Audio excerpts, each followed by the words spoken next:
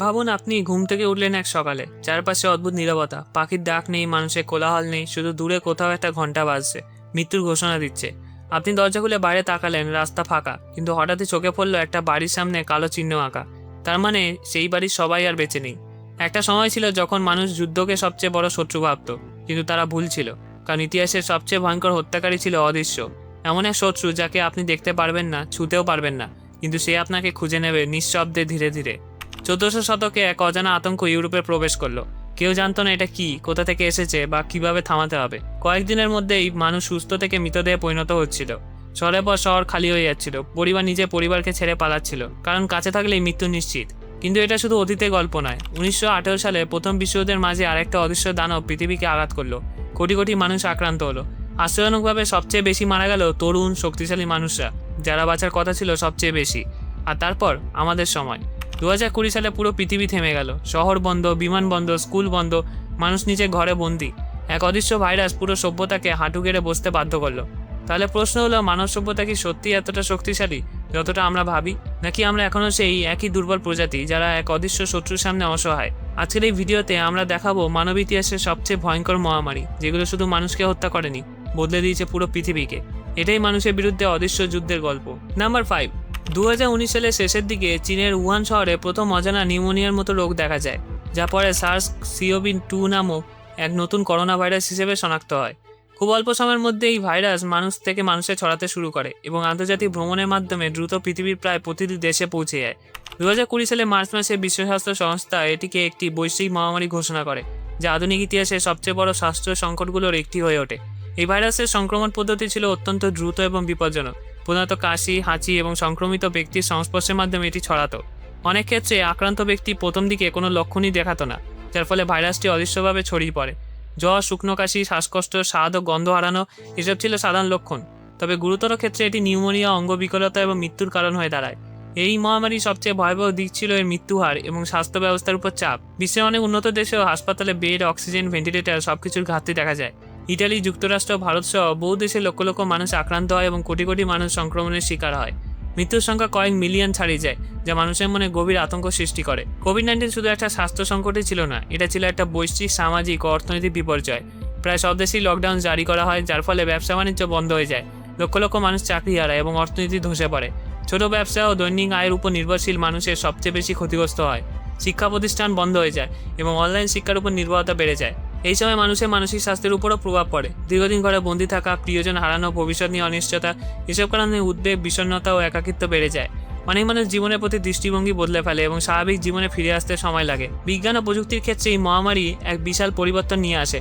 রেকর্ডের সময় মধ্যে ভ্যাকসিন তৈরি করা হয় এবং ফাইজার, মডার্না, অ্যাস্ট্রাজেনেকা ইত্যাদি ভ্যাকসিনের প্রোগ্রামের মাধ্যমে ধীরে ধীরে সংক্রমণ ও মৃত্যুহার কমতে শুরু করে। এছাড়া remote work, digital payment, online service এসব ব্যাপকভাবে জনপ্রিয় হয়ে ওঠে। নাম্বার 4। স্মল পক্স বা গুটি বসন্ত মানুষের ইতিহাসের সবচেয়ে পুরনো এবং ভয়ঙ্কর রোগগুলোর একটি। ধারণা করা হয় প্রায় 3000 বছর আগে প্রাচীন মিশর ও ভারতের সময় থেকেই এই রোগ ছিল। মিশরের মমিগুলোর শরীরে গুটি বসন্তের দাগ পাওয়া গেছে, যা প্রমাণ করে যে এই রোগ তখনও মানুষের মধ্যে ছড়িয়ে পড়েছিল। ধীরে ধীরে এটি এশিয়া, ইউরোপ ও পরে আমেরিকায় ছড়িয়ে পড়ে, বিশেষ করে যখন ইউরোপীয় নতুন মহাদেশে যায়। এই রোগটি ভ্যালোরিয়া ভাইরাস নামে এক ধরনের ভাইরাসের কারণে হয়। এটি অত্যন্ত সংক্রামক ছিল এবং সাধারণত একজন সংক্রমিত মানুষের হাঁচি, কাশি বা তার শরীরের ফোসকার সংস্পর্শে এলে ছড়িয়ে পড়তো। এমনকি কাপড় বা বিছানার মাধ্যমে ভাইরাস ছড়াতে পারত, ফলে পুরো পরিবার বা গ্রাম একসাথে আক্রান্ত হয়ে যেত। গুটি বসন্তের লক্ষণ শুরু হতো জ্বর, মাথা ব্যথা, শরীর ব্যথা এবং দুর্বলতা দিয়ে। কয়েকদিন পর শরীরে ছোট ছোট ফুসকুড়ি উঠত, যা পরে পুঁজ ভরা ফোসকায় পরিণত হতো। এই ফোসকাগুলো খুব যন্ত্রণাদায়ক ছিল এবং শরীরের সব জায়গায় ছড়িয়ে পড়তো, মুখ, হাত, পা, এমনকি চোখেও। অনেক ক্ষেত্রে রোগীরা অন্ধ হয়ে যেত বা শরীরে স্থায়ী দাগ নিয়ে বেঁচে থাকতো। স্মলপক্স ছিল অত্যন্ত মারাত্মক। এর মৃত্যুহার প্রায় 30% পর্যন্ত ছিল। 20 শতাব্দীতে এই রোগে 30 কোটিরও বেশি মানুষ মারা যায়। শিশুদের মধ্যে মৃত্যুহার আরও বেশি ছিল। অনেক সময় পুরো শহর বা গ্রাম প্রায় নিশ্চিহ্ন হয়ে যেত। ইতিহাসে বহু রাজা, সেনাপতি ও সাধারণ মানুষ এই রোগে মারা যায়। 1796 সালে ইংল্যান্ডের ডাক্তার এডওয়ার্ড জেনার প্রথম সফলভাবে গুটি বসন্তের ভ্যাকসিন তৈরি করেন। তিনি লক্ষ্য করেছিলেন যে গরুর গুটি বসন্তে আক্রান্ত মানুষরা আসলে গুটি বসন্তে আক্রান্ত হয় না। এই ধারণা থেকে তিনি ভ্যাকসিন তৈরি করেন, যা মানব ইতিহাসে একটা বিপ্লব ঘটায়।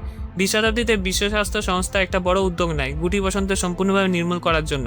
ব্যাপক টিকাদান কর্মসূচি চালানো হয়, যেখানে পৃথিবীর প্রায় প্রতিটি দেশে মানুষকে ভ্যাকসিন দেওয়া হয়। এই প্রচেষ্টা ছিল ইতিহাসের সবচেয়ে সফল জনস্বাস্থ্য অভিযানগুলোর একটি। 1977 সালে সোমালিয়ার শেষ প্রাকৃতিক গুটি বসন্ত রোগীর সন্ধান পাওয়া যায়। এরপর 1980 সালে WHO আনুষ্ঠানিকভাবে ঘোষণা করে যে গুটি বসন্ত পৃথিবী থেকে সম্পূর্ণভাবে নির্মূল হয়েছে। এটি মানবজাতির প্রথম এবং এখনও পর্যন্ত একমাত্র সম্পূর্ণ নির্মূল করা সংক্রামক রোগ। আজকের দিনে গুটি বসন্ত আর প্রাকৃতিকভাবে কোথাও নেই, তবে এর ভাইরাস কিছু উচ্চ নিরাপত্তা ল্যাবরেটরিতে সংরক্ষিত আছে গবেষণার জন্য। এটা আমাদের শেখায় যে সঠিক বিজ্ঞান, টিকাদান এবং বৈশ্বিক সহযোগিতা থাকলে মানবজাতির সবচেয়ে ভয়ঙ্কর রোগকেও হারাতে পারে। নাম্বার 3, HIV হলো এমন একটা ভাইরাস যা মানুষের শরীরের ইমিউনো সিস্টেম, বিশেষ করে CD4 কোষগুলোকে ধ্বংস করে দেয়। এই ভাইরাস প্রথম শনাক্ত হয় 1981 সালে, যখন যুক্তরাষ্ট্রে অদ্ভুত কিছু রোগ তরুণদের মধ্যে দেখা যেতে থাকে। পরে গবেষণায় জানা যায় এই ভাইরাস মূলত আফ্রিকার কিছু প্রাইমেট থেকে মানুষের মধ্যে ছড়িয়েছে। HIV যখন দীর্ঘদিন শরীরে থাকে এবং চিকিৎসা না করা হয়, তখন তা AIDS-এ পরিণত হয়, যা আসলে রোগের শেষ এবং সবচেয়ে ভয়ঙ্কর স্তর। HIV শরীরে ঢোকার পর সরাসরি ইমিউনো সিস্টেমকে আক্রমণ করে। এটা CD4 T সেলস নামক গুরুত্বপূর্ণ প্রতিরক্ষা কোষগুলোকে ধ্বংস করতে থাকে। সাধারণত আমাদের শরীর যে কোনো ব্যাকটেরিয়া ভাইরাসের বিরুদ্ধে লড়তে পারে, কিন্তু HIV ধীরে ধীরে সেই প্রতিরক্ষা শক্তিকে শূন্য করে দেয়। ফলে শরীরে এমন সব সাধারণ সংক্রমণেও আক্রান্ত হয় যা সাধারণ মানুষের ক্ষেত্রে মারাত্মক নয়, যেমন টিউবারকিউলোসিস, নিউমোনিয়া বা কিছু বিশেষ ধরনের ক্যান্সার। HIV ছড়ায় মূলত নির্দিষ্ট কিছু উপায়: অসংরক্ষিত যৌন সম্পর্ক, সংক্রমিত রক্তগ্রহণ, একই সুচ সিরিঞ্জ ব্যবহার এবং মায়ের থেকে সন্তানের মধ্যে। এটি সাধারণত স্পর্শ, হাত মেলানো, খাবার ভাগ করে খাওয়া, বাতাসের মাধ্যমে ছড়ায় না, যা নিয়ে অনেক ভুল ধারণা এখনও সমাজে আছে। 1981 সাল থেকে এখনও পর্যন্ত HIV বা AIDS বিশ্বজুড়ে 40 মিলিয়নের বেশি মানুষের মৃত্যু ঘটিয়েছে। 1990 দশকে এটি ছিল বিশ্বের সবচেয়ে ভয়ঙ্কর মহামারীগুলোর একটি। বিশেষ করে আফ্রিকার সাব সাহারান অঞ্চলে এর প্রভাব সবচেয়ে বেশি ছিল। অনেক দেশেই এটি জনসংখ্যা, অর্থনীতি এবং স্বাস্থ্য ব্যবস্থায় ভেঙে দেয়। আজ পর্যন্ত HIV সম্পূর্ণ কিওর নেই, তবে অ্যান্টিট্রোভাইরাল থেরাপি নামের চিকিৎসা পদ্ধতির মাধ্যমে এই ভাইরাসকে নিয়ন্ত্রণে রাখা যায়। নাম্বার 2, স্প্যানিশ ফ্লু শুরু হয় 1918 সালে এবং প্রায় 1920 সাল পর্যন্ত চলেছিল।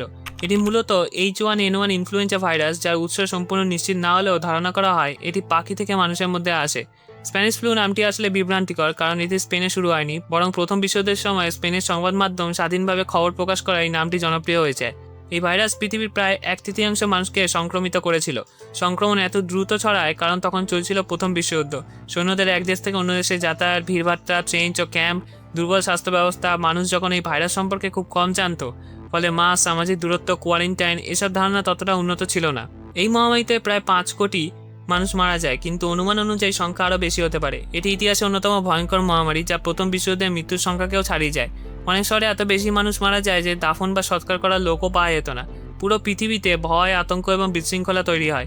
অনেক জায়গায় স্কুল, থিয়েটার, বাজার বন্ধ হয়ে যায়, গণসমাবেশ নিষিদ্ধ করা হয়, অর্থনীতি ও সমাজ ব্যবস্থা ভেঙে পড়ে। কিছু শহরে স্বাস্থ্য ব্যবস্থা সম্পূর্ণ ভেঙে পড়ে, কারণ ডাক্তার ও নার্সরাও আক্রান্ত হচ্ছিলেন।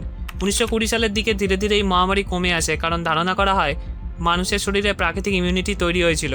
এই ভাইরাসের প্রভাব কমে যায় এবং মহামারী পরবর্তীতে বিশ্বকে শিক্ষা দেয় জনস্বাস্থ্য ব্যবস্থার গুরুত্ব, ভাইরাস গবেষণার প্রয়োজনীয়তা, ভবিষ্যতের মহামারী মোকাবিলার প্রস্তুতি। নাম্বার 1, 1347 থেকে 1351 সালের মধ্যে এই ভয়ঙ্কর মহামারী ইউরোপ, এশিয়া ও উত্তর আফ্রিকায় ছড়িয়ে পড়ে। ইতিহাসবিদরা মনে করেন এর শুরু হয়েছিল মধ্য এশিয়া বা চীনের দিক থেকে। এরপর সিল্ক রোড এবং বাণিজ্যিক জাহাজের মাধ্যমে এটি ইউরোপে পৌঁছায়। বিশেষ করে 1347 সালে ইটালির সিসিলি বন্দরে যখন আক্রান্ত জাহাজ আসে, তখন থেকে ইউরোপের ধ্বংসযজ্ঞ শুরু হয়। এই মহামারীর প্রধান কারণ ছিল ইয়ারসেনিয়া পেস্টিস নামের এক ব্যাকটেরিয়া। এটি মূলত ইঁদুরের শরীরে থাকা পোকা থেকে মানুষের শরীরে ছড়ায়। যখন এই পোকা সংক্রমিত ইঁদুরকে কামড়ায় এবং পরে মানুষকে কামড়ায়, তখন এই ব্যাকটেরিয়া মানুষের শরীরে প্রবেশ করে এবং মারাত্মক সংক্রমণ ঘটায়। এই রোগ অত্যন্ত দ্রুত ছড়াতো, শুধু পোকা নয়, সংক্রমিত মানুষের শরীর থেকেও এটি ছড়াতে পারত, বিশেষ করে নিউমোনিক প্লেগের ক্ষেত্রে। শহরে ভিড়, অস্বাস্থ্যকর পরিবেশ এবং মানুষের অজ্ঞতা এই রোগকে আরও দ্রুত ছড়িয়ে দেয়। তখনকার মানুষ জানতো না জীবাণু কী, তাই প্রতিরোধের কোনো ব্যবস্থা ছিল না। এই মহামারীতে প্রায় 75 থেকে 200 মিলিয়ন মানুষ মারা যায়। ইউরোপের প্রায় 30% থেকে 60% মানুষ কয়েক বছরের মধ্যেই মারা যায়।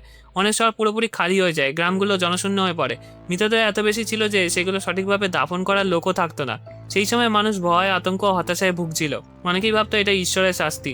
কেউ কেউ নিজেদের পাপের জন্য শাস্তি হিসেবে ধরে নিয়ে আত্মনিগ্রহ করত। আবার অনেক মানুষ অন্যদের দোষারোপ করত। বিশেষ করে সংখ্যালঘু সম্প্রদায়ের উপর অত্যাচার বাড়ে। তখনকার চিকিৎসকরা রোগের প্রকৃত কারণ জানতেন না। তারা নানা অদ্ভুত পদ্ধতি ব্যবহার করত, যেমন রক্ত বের করা, ভেষজ ওষুধ বা সুগন্ধি ব্যবহার। বিখ্যাত প্লেগ ডক্টররা লম্বা মুখোশ পরত, যার ভেতরে সুগন্ধি ভরা থাকতো। তারা ভাবতো এতে রোগ থেকে রক্ষা পাওয়া যাবে। এই মহামারী পরে ইউরোপের বড় সামাজিক ও সাংস্কৃতিক পরিবর্তন আসে। মানুষের জীবনে মূল্য বুঝতে শুরু করে, নতুন চিন্তাধারা তৈরি হয়, যা পরে রেনেসাঁসের পথ তৈরি করে। এই ভিডিওটা যদি ভালো লাগে তাহলে এই ভিডিওগুলো দেখুন, সাবস্ক্রাইব করুন চ্যানেলটা এরকম ভিডিও আরও দেখতে। আশা করি ভালো লাগবে। দেখা হচ্ছে আরেকটা ভিডিওর সাথে। ধন্যবাদ।